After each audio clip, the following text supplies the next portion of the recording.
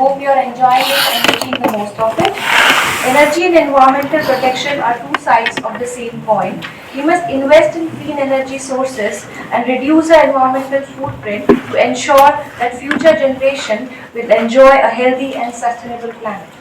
So to enlighten us with an insight of bioenergy and bioremediation, it is my pleasure to introduce Dr. Mona Sharma ma'am. Dr. Mona Sharma ma'am is Head and Associate Professor at Department of Environmental Studies, Central University of Haryana, Mahendragarh. Before joining CUH, she worked as Assistant Professor at Department of Environmental Science and Engineering, Guru Jambheshwar University of Science and Technology, Hisar, Haryana. She also served as Assistant Professor at MIT University, Noida. She was the recipient of various research fellowships from UGC and CSIR during her doctorate.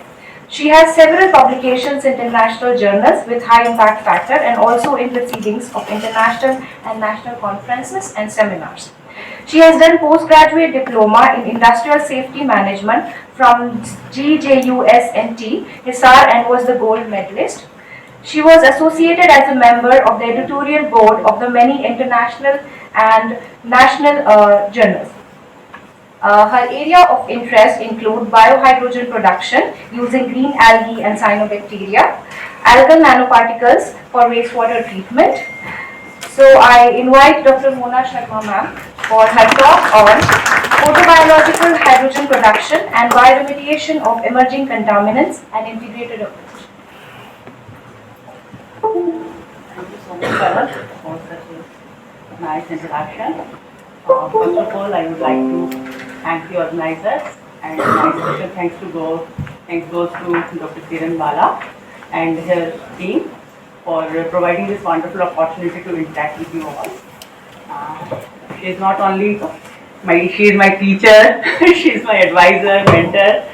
I'm like you only. I'm her student. I'm not a guest, I'm a student. Okay. So today, without wasting any time, so we are going to start our topic of discussion, that is photobiological hydrogen production and bioremediation of emerging contaminants and integrated approach. The beauty of this study is the word integrated approach. Actually, I think most of us are working on algae or cyanobacteria, microalgae, etc. And we are doing a lot of studies, and at last we are just saying that whether they are economically feasible or not, economically viable or not. So in this system, we are trying to integrate two different systems. That is the first energy part, and the second one is remediation of emerging contaminants, so that we can make it more economical viable.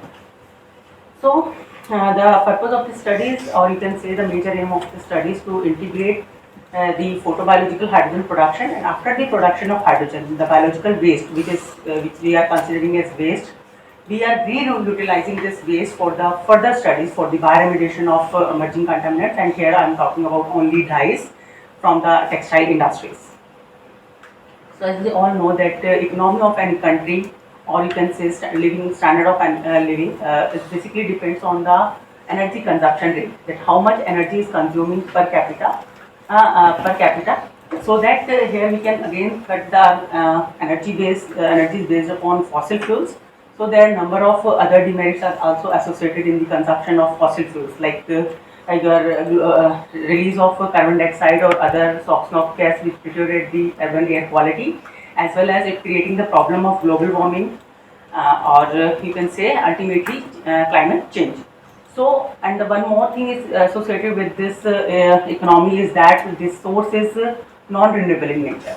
So the source is limited, so we require to find out some new sources of energy which should be evaluated and developed in terms of feasibility. So in this way, we can say hydrogen can be a good alternative for this, because hydrogen is a good energy carrier, as well as it's a clean, environmentally sustainable fuel. And we can see that their energy value is also much higher than the others, that is around 142 kilojoule per gram. So now the methods of hydrogen production. There are many methods currently working for the production of hydrogen, like steam methane reformation techniques. But the problem with the steam methane reformation technique is emission of carbon dioxide. which is again a global greenhouse gas and cause global climate change. And the second process, which is basically using for the production of hydrogen, is electrolysis of water. But for getting this electrolysis of water from this process, it is energy intensive. We require a huge amount of energy for reaching the desired temperature for breakdown of the or electrolysis of the water. So it's energy intensive, and we are also talking about the crisis of energy because we are getting this energy from the fossil fuel. So in this case, we can say biological hydrogen or can hydrogen from microorganism will be the good alternative, as biohydrogen production is environmentally benign, being less energy intensive and non-polluting in nature. Now we have come to the second part of the study, that is the bioremediation or the treatment of textile wastewater containing textile dyes. So there are a number of methods for the remediation, like oxidation reduction, ion exchange, adsorption, chemical precipitation, etc. But we are talking about the bioremediation, which is an eco-friendly and cost-effective technology. And there are a number of studies available on cyanobacteria or microalgae, which having the potential that algae have a great potential for the bioabsorption in active as well as passive process for the remediation of emerging contaminants.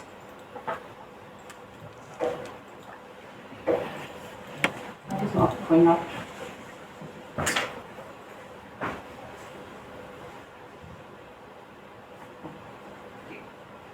Now, for this study, we have selected one model, or you can say one cyanobacterial system, that is non-stop Lancia. Now, the question arises why we have selected cyanobacteria for these studies. As we know that cyanobacteria, again, they are the much greater productivity than terrestrial cousins. They are non-toxic in nature. So one more thing I would like to add, that cyanobacteria can available in very extreme conditions. Like you can find them in thermophilic, saline water, anywhere where the conditions are extreme, cyanobacteria can survive. And they can utilize waste CO2 stream, which is again a global greenhouse gas. And during the experiments, we found that the small quantity, if we add the small quantity of carbon dioxide with argon, they increase the biohydrogen production rate. So they can produce hydrogen and high bioabsorption capacity that can be used for removal of the emerging contaminants. Now the aim of the study to explore the possibility of deriving dual benefits from a model cyanobacterium by integrating its potential of biohydrogen production and bioabsorption of emerging pollutants from wastewater utilizing the spent biomass after hydrogen production. So means in the first part, the purpose of this study is to find out this self-dependent energy wastewater treatment. Because the energy produced by the first part of the algal system, we can utilize this energy for the running of the wastewater treatment, so that we can make it more, or you can reduce the cost by doing this. So here this slide showing the sequence of all the experiments conducted to get this integrated system for the production of hydrogen as well as for the bioremediation of textile dye. The first is isolation. For isolation, we have collected our samples from oxidation cones of textile mill, dyeing units of Haryana and few contaminated soils of textile mills in Jammu and Kashmir. And for isolation and culturing, we use BG11 and LNR medium. But we found that in BG11 growth was more in case rather than LNR. And for further studies, we have used BG11 medium. And identification of the algal strains were done using Jessica Cherry 1959. On the basis of salient features in the microclades. And these 10 species of green algae and cyanobacterium were isolated and identified. And after this isolation and identification, or after getting the pure cultures, further tolerance studies for these dyes and production of hydrogen were conducted. There are a number of experiments were conducted to find out the tolerance of these 10 strains into various concentration of the dyes. We are using two dyes. This is reactive red 198 and the second one is crystal violet. The reason behind it, because there are a number of industries which are using azo-based dyes, that is your reactive dyes, and the second one they are using triphenyl methane dyes, that is your crystal violet dye. So we are using these both type of dyes. Around 60 to 75% of the dyes are azo-based dyes, and rest 10 to 15% dyes are crystal or triphenyl methane dye. So we are taking one from each group. After getting the tolerance studies, we find out the concentration of proteins, chlorophyll, carotenoids, phycobiliproteins, carbohydrates in various concentration of dyes, and the percent inhibition of these 10 strains during the different concentration of dyes. So here you can see that there are 3 species which are showing very less percent inhibition in different concentration of dyes are Mucosarcina spectabilis, Glycopsa calcarea and non-stop Clintia. So we have chosen these 3 strains for the further study. Here you can see the photographs of these 3 species, that is Mucosarcina spectabilis, Glycopsa calcarea. Now the confusion is created by these two, that is non-stop Clintia with heterocyst and non-stop Clintia without heterocyst. Actually during the isolation we got this strain without heterocyst, and all the features of this non-stop this strain was resembling with the non-stop Clintia, but there were no heterocyst. So we have grown this strain into nitrogen deficit or nitrogen starved conditions and found that the heterocysts were developed. So this was identified that this strain was non-stop Clintia. Now this is a slide showing the estimation of hydrogen production, hydrogenase activity and nitrogenase activity. There are basically 2 enzymes which play a major role in producing hydrogen in case of cyanobacteria or green algae. These are nitrogenase enzyme and hydrogenase enzyme. There are 2 types of hydrogenase enzyme, that is bidirectional hydrogenase enzyme as well as uptake hydrogenase enzyme. Okay. If we are talking about the cyanobacteria, then we will estimate the nitrogenase activity, and if we are talking about the green algae or non-filament or non-heterocystous cyanobacteria, then we estimate hydrogenase activity. So after this, here you can see the results of 24-hour light and 24-hour dark conditions for production of hydrogen. And here we can say that non-stop Clintia having the maximum production of hydrogen. So for further studies, we have selected non-stop Clintia as a model cyanobacteria system for integrating both the processes. This is the one part for the hydrogen production. Now we have moved to the second part, that we also check there. On the basis of this production of hydrogen, we have selected the non-stop Clintia, that is, it has the higher tolerance towards dyes, higher amount of photosynthetic pigment in the presence of dyes as compared with control. It also produces higher amount of extracellular protein and carbohydrates. Higher rates of hydrogen production was also found in case of non-stop Clintia. Now, as we are talking about the nitrogen deficit or nitrogen supplemented non-stop Clintia, we also check their bioabsorption potential, that they are producing hydrogen. It's good, but whether they are also tolerating or bioremove the textile dyes which is emitting from the textile waste. So here we can see, and we compare in both the cases, in nitrogen supplemented as well as nitrogen deficit. And here we can see that in case of Reactive 190 and Crystal Violet, in both the cases, nitrogen supplemented, the percent removal of dye was more in case of nitrogen supplemented.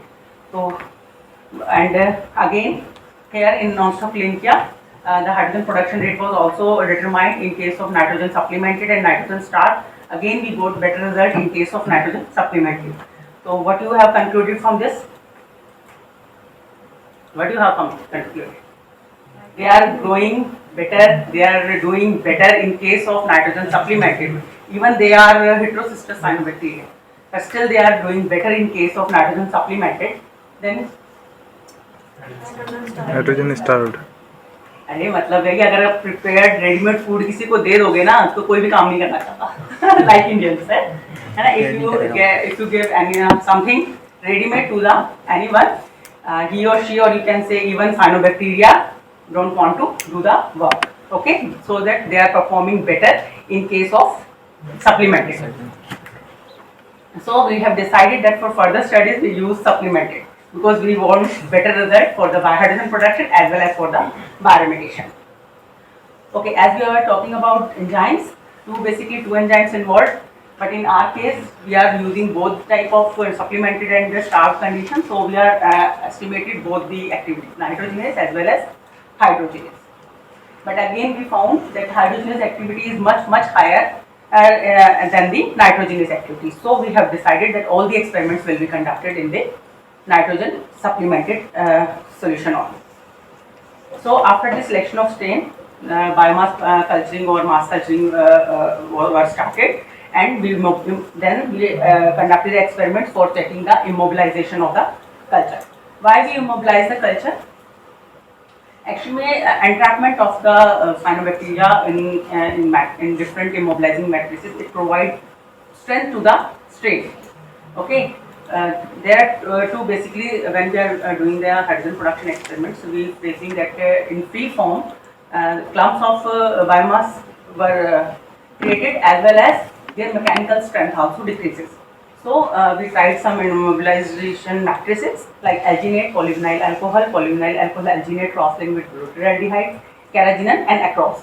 Then we estimated the hydrogen production rate in all the five immobilization matrices, and found that in case of alginate, the hydrogen production rate was much higher, as well as the hydrogenous activity was also found greater as compared to other four matrices. So we have decided that for further studies, or you can say for the continuous mode study, we have selected alginate immobilized cyanobacterial biomass for the production of hydrogen, as well as for the bioremediation of textile dyes. Then we also optimize the cyanobacterial dose, that how much cyanobacterial dose is required to produce maximum amount of hydrogen production in untrapped method, means in immobilization form. And here you can see that 1.1 gram was more than sufficient for finding the better results of hydrogen production. Then immobilization, then we move towards the batch mode study. We have conducted number of experiments for optimizing various physicochemical parameters for the production of hydrogen, as well as for the bioremoval of textile dyes. For these biohydrogen production, we conducted 3-day experiment and optimized various physicochemical parameters like light dark period, temperature, pH, glucose, anoxic gas mixture. Why we use the term anoxic gas mixture? Actually, hydrogenase enzyme is very sensitive towards the oxygen. So they require anaerobic conditions or anoxic conditions for producing the hydrogen. So we, at the time of hydrogen production, we make anaerobic condition in the reactor so that hydrogenase can act better in the better way and can produce more hydrogen.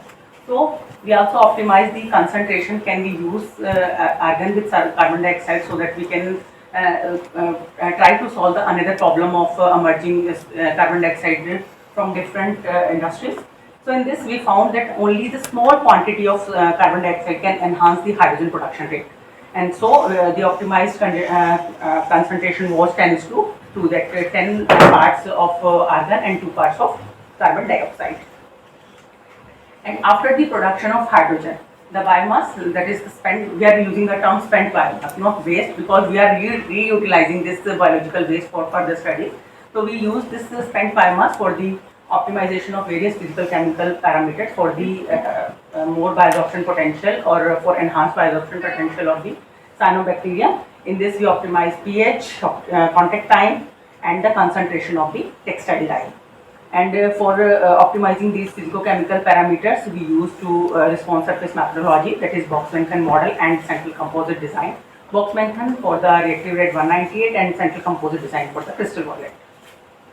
Then after optimization of various physicochemical parameters for enhancing the hydrogen production rate as well as bioremediation rate, we move towards the continuous photobioreactor stage. In photobioreactor studies, we have done 3-stage photobioreactor studies: stage 1, stage 2, stage 3. The purpose of stages is we are just want to get the information that how much deterioration in the biomass can give better result for the bioremediation of the textile dyes. So in case of stage 1, that is 5-day experiment, stage 2 15-day, and stage 3 25 days. And the spent biomass, immobilized biomass from 3-stage photobioreactor stage 1 to 3 used as such for the bioabsorption of dyes from aqueous solution using peg bed column under already optimized conditions. Here you can see the photograph where for stage 1, stage 2 and stage 3 PBR is used for the and then when we are using immobilized biomass, we are directly take this biomass and feed into the packed bed column for the bioremoval of the textile dyes. And here you can see the rate of hydrogen production in this stages. Here we after stage 1, that is after 5 days, we have added 20 millimole glucose, which is already optimized, because during the dark period the hydrogen production was conducted by using reserve food, that is carbohydrate. By the metabolism of carbohydrate, they produce hydrogen. So after some times, the rate of this, or you can say the concentration of carbohydrates decrease in the inside the cyanobacteria. So we exogenously added the 20 millimoles glucose solution, and we can see that hydrogen production rate increases. And at 15th day, we have added argon, and because up to the 15 days again maybe there are possibility to rise in the oxygen concentration inside the reactor. So as we have already discussed that hydrogenase and nitrogen, both the enzymes are sensitive towards oxygen, so that again we done the sparging of argon, so that anaerobic condition will be created. So after sparging of argon, again we can see that there is an increase in the hydrogen production rate, and we run this experiment up to the 25 days. And then we also optimize some process variables in packed bed column, like bed height, flow rate, but the initial concentration of dye was 100 milligram per liter. And this slide showing the results of this optimization studies, and here we can see that 3 ml of flow rate and 25 centimeter bed height was sufficient to get the breakthrough curves. Now this is all about the production of hydrogen and removal of dyes in synthetic solution. Okay, we are taking single dye solution and providing all the optimized conditions. So towards moving towards real system, or you can say real ideal condition, we try to find out, or efforts were made to find out a system which can useful for the small scale textile industries, as there are a number of dyeing units and small scale textile university or textile units are available in India. So in this we have collected from 3 different textile mills of northern India and quantitatively analyzed for important parameters. Based on their characteristics, simulated textile wastewater was prepared with the following characteristics and composition. During the analysis, we found that there are small quantity of heavy metals were also found, that is chromium and cobalt. So in that case, we also estimated the percent removal of the chromium and cobalt, because there are a number of dyes in which metal is used as a binding agent, or sometimes metallized dyes were also used in the textile industry. So we also analyzed in this system heavy metals as well as dyes. And for integrated system, we have used 2 types of immobilization, or 2 type of reactor. First for free cells, in which we are using the biomass in the form of free cells, cyanobacteria in the free cells, and the second one is in the immobilized form. And we run this experiment for 15 days, and after 15 days we check their bioabsorption capacity. Spent biomass of photobioreactor were further used for bioabsorption of metals and dyes from simulated textile wastewater. And photobioreactor free biomass used after alginate immobilization, and photobioreactor immobilized used as such as a bioabsorbent, because for bioabsorption processes we have used only immobilized form of the cyanobacteria. We also calculated the regeneration efficiency of the model cyanobacterium.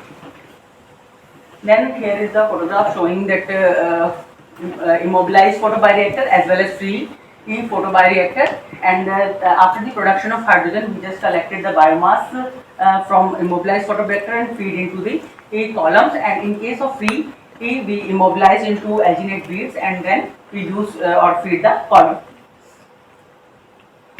Now this slide showing the integrated system. Here you can see that is first one is the growth chamber. This growth chamber is for the cyanobacterial growth. We use this biomass and feed it into the first reactor, that is first photobiological reactors. In this reactor we can see that there are from 3 sides we are providing the illumination, and at the bottom magnetic stirrer were present. Okay, and the rate of magnetic stirring was 100 rpm. Then the hydrogen production during light or dark. We are using the cycles, optimized cycle of light and dark, that is 18 hours of light and 6 hours of dark. And after producing this hydrogen, it passes to the next vessel. This next vessel containing alkali solution. This alkali solution is 50% KOH. Any CO2 or carbon dioxide produced during the system may absorb in the alkali. Now CO2 free hydrogen passes to the next reactor, or you can next vessel. This next vessel containing septums. With the help of septum, with the help of gas tight syringe, we just take the sample of hydrogen and feed into the gas chromatograph for the analysis of the hydrogen quantification. And after the production of hydrogen, the spent biomass was collected from the this reactor B and moved to the immobilization unit. If we are talking about, if we are doing the free biomass, or if we are doing the using the immobilized biomass, then we feed directly to the next column. In this, we can see that at the bottom glass wool, then cyanobacterial beads of 25 centimeter bed, then glass wool at the top for providing the uniform flow of the wastewater, and peristaltic pumps for use for the maintaining the flow of the simulated wastewater. And from the effluent, we have analyzed chromium, cobalt through atomic absorption spectrophotometer AAS, and dyes through the spectrophotometer. This slide showing the rate of hydrogen production in free form and as well as in the immobilized form. Again, in this we have added 20 millimoles of glucose as well as sparging with the argon and CO2 in the ratio of 10:2. Then this is a slide showing the bioabsorption of chromium, cobalt and dyes. Chromium, cobalt and dyes, and here in this we have using dye in the ratio of 1:1, crystal violet and reactive red 198.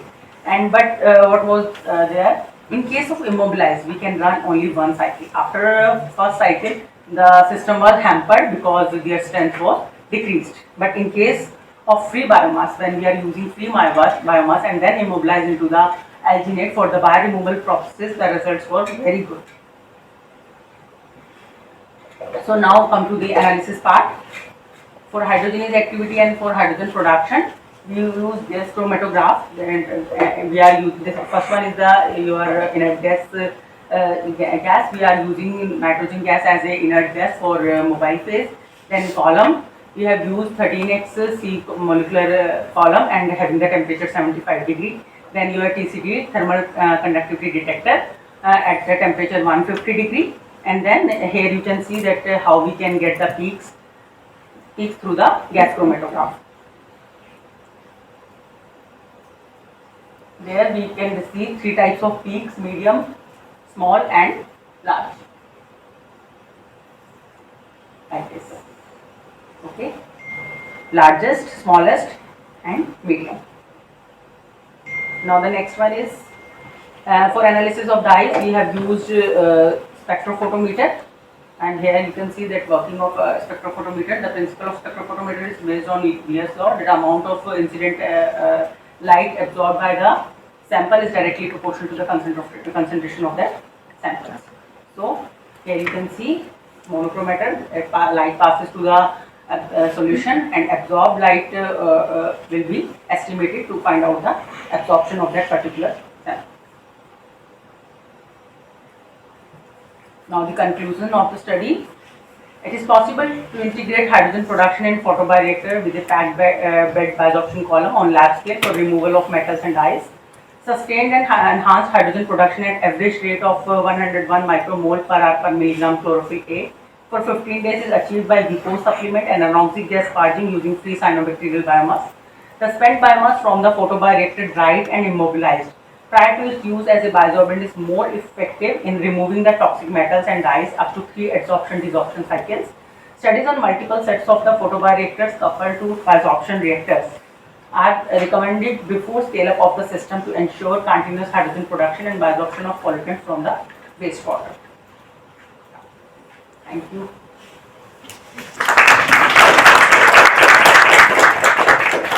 Yes. Let's take questions. Yes, consent. So my first question is regarding the immobilized biomass. So you said that after the spent biomass, which is immobilized, is Yeah. it right? Then it is used for various other things like bioabsorption of metal and such things. So are you using the immobilized biomass as such, or you are removing the outer beads and then like?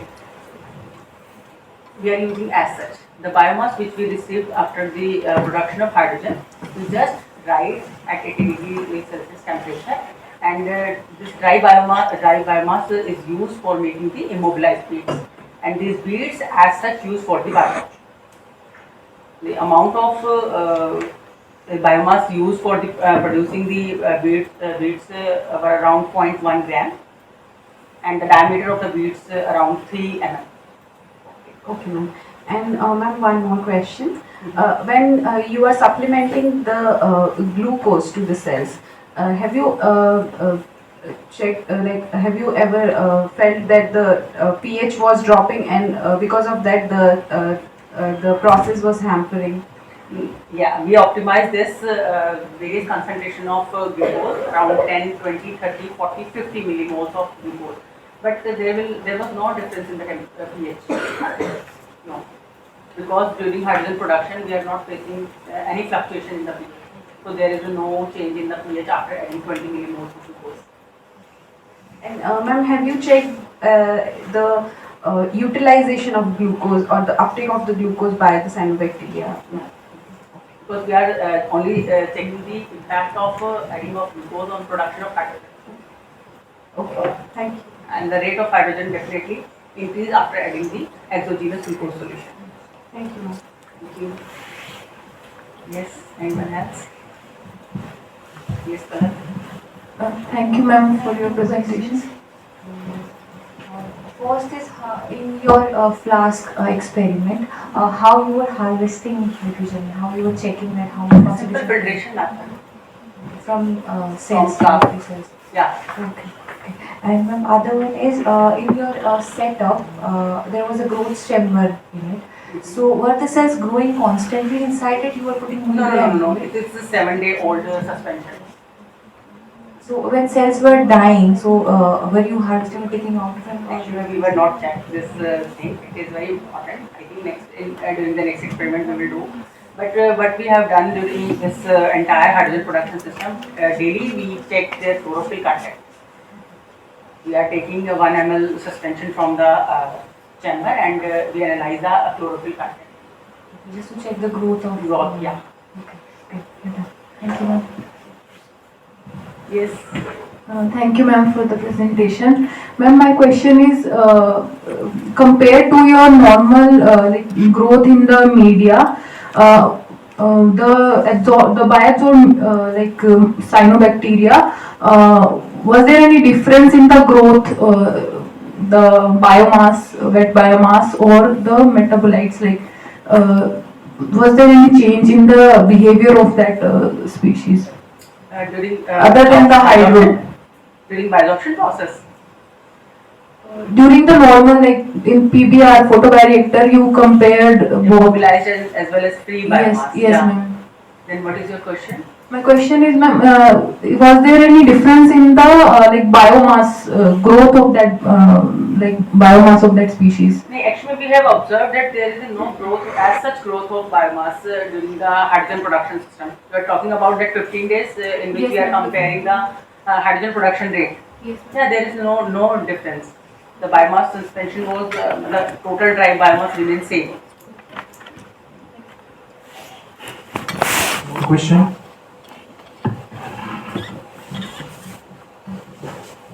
There is no more question. Ma'am, I Yeah. wanted to ask one question. Ma'am, after biosorption, have you tried to localize where exactly it is going inside the cell, or it is being? In case of dyes, yes, we checked, but in our case it was biosorption, not biodegradation. We check through the analysis at spectrophotometer or through FTIR, because there is no formation of new peaks. It is the process of biosorption, not biodegradation. Okay, thank you, ma'am. So we can say it's just a process of bioremoval of textile dyes.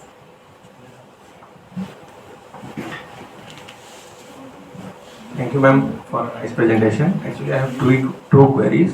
Like in the beginning, for screening of biohydrogen production, you have taken growth for three days This is not the for nitrogen and Delay was the experimental time. We observed the hydrogen production rate for 3 days, 24 hours, 48 hours, 72 hours. That time we have taken the 7-day-old suspension. okay. Yeah. So because you performed these studies for 15 days here, so 15 days in case of continuous bioreactor studies. okay. And second question is, you showed that adding of glucose and argon on the 15th day. Hmm. After glucose, it increased for 1 day, then it continuously decreased. Start declining, yeah. So why can't we add glucose in? If we are adding again and again, it will increase the cost of the system. No, ma'am. Actually, like for adding 20 millimolar, you are saying you have optimized that in our experimental setup. So that may be the case. But if we add in a lower quantity, suppose, so maybe we can control and we can get the growth. We optimize this. We have taken the concentration range from 5, 10, 20, 30, 40, 50, up to 50 millimoles. And in that case, then after adding more carbohydrates concentration, the hydrogen rate was again declined. That's why we have optimized it as well. 20 millimolar mole glucose solution is sufficient to enhance the hydrogen production rate. So also like at a lower rate, the glucose was added. Can you go to the figure? I have one question.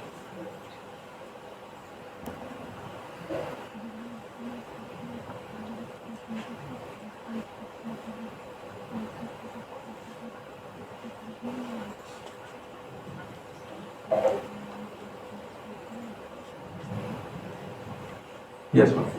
Here we can see on the 15th day, the hydrogen production became lowest in this 25 days reading, and you added argon. So rather than adding argon on the 15th day, if we keep adding a little amount of argon and glucose on the in between days, maybe we can get a higher production. Actually, we have conducted many experiments for this. Actually, this is not the issue of stored carbohydrate. It was issue of releasing of oxygen during the process, which inhibit the activity of hydrogenase enzyme. That's what Here the oxygen was a major role for the declining in the hydrogen production, not the stored carbohydrates. Because algae is also producing carbohydrates through the photosynthesis process. They are already producing the source of their energy. But here is the problem of arising oxygen. That's why the here at 15 days concentration was very good. No, ma'am. My only concern is like when we added argon, we negated the presence of oxygen there. Okay. Yeah. So, like purging argon in between some days may have not waited for 17 days to get the highest hydrogen production. We can get in the earlier days as well. My only query is we have also added argon at 0 day. Initially 10 to 15 minutes, the sparging of argon was done at the initial stages. We remove all the oxygen and other gases from the vessels, and sparging with argon was done at initial stages at 0 day. Okay, after that, that's why we are saying that after the passing of some time, maybe oxygen released during the system and inhibit the rate of hydrogen production. Okay, we done the argon sparging at the initial stages as well as on the 15th. Okay. Yes.